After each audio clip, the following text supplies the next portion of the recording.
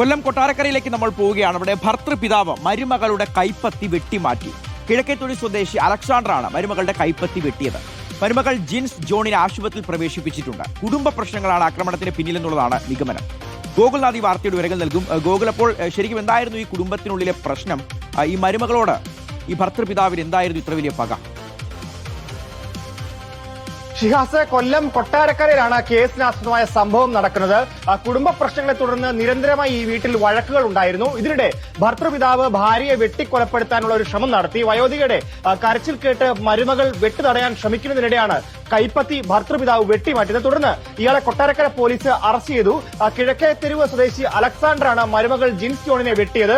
ഗുരുതരമായി പരിക്കേറ്റ ജിൻസ് ജോണിനെ കൊല്ലത്തെ സ്വകാര്യ ആശുപത്രിയിൽ പ്രവേശിപ്പിച്ചിരിക്കുകയാണ്. അലക്സാണ്ടർ നിലവിൽ പിടിയിലായിട്ടുണ്ട്. കൈക്ക് സാരമായി പരിക്കേറ്റ ഈ പെൺകുട്ടിയെ ഇപ്പോൾ നിലവിൽ കൊട്ടാരക്കരയിലെ സ്വകാര്യ ആശുപത്രിയിലേക്ക് പ്രവേശിപ്പിച്ചിട്ടുണ്ട് എന്നുള്ളതാണ്.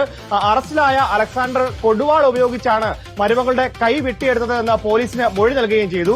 വെട്ടാൻ ഉപയോഗിച്ച വെട്ടുകത്തിയും പോലീസ് നിലവിൽ കസ്റ്റഡിയിലെടുത്തിട്ടുണ്ട്. കഴിഞ്ഞ കുറേയേറെ നാളുകളായി ഈ വീട്ടിൽ നിരന്തരം വഴക്കുകളുണ്ടായിരുന്നു. ചില കുടുംബ പ്രശ്നങ്ങളെ തുടർന്ന് പലപ്പോഴും ഈ വാക്കുതർക്കങ്ങളും കാര്യങ്ങളും ഒക്കെ കയ്യാങ്കളിയിലേക്ക് കലാശിക്കുന്നതും പതിവായിരുന്നു. അങ്ങനെയാണ് ഇന്നും ഇത്തരത്തിൽ വാക്കുതർക്കം ഉണ്ടാകുകയും തുടർന്ന് ഈ ഭാര്യയെ അലക്സാണ്ടർ വെട്ടാൻ ശ്രമിക്കുകയും തുടർന്ന് ജിൻസിന് വെട്ടേൽക്കുകയും ചെയ്തൊരു സാഹചര്യം ഉണ്ടായിരുന്നുള്ളത്. എന്തായാലും പോലീസ് ഇപ്പോൾ നിലവിൽ പ്രതിയെ അറസ്റ്റ് ചെയ്തിരിക്കുകയാണ്. ഉടൻ തന്നെ കൊട്ടാരക്കര കോടതിയിൽ ഹാജരാക്കി റിമാൻഡ് ചെയ്യും. ശരി ഗോകുൽ, അപ്പോൾ ലക്ഷ്യം ഭാര്യയായിരുന്നു വെട്ടുമാറിക്കൊണ്ടത് മരുമകൾക്കാണ്. പിടിയിലായിരിക്കുന്നത് അമ്മായിയച്ഛൻ അഥവാ ഭർതൃപിതാവ്.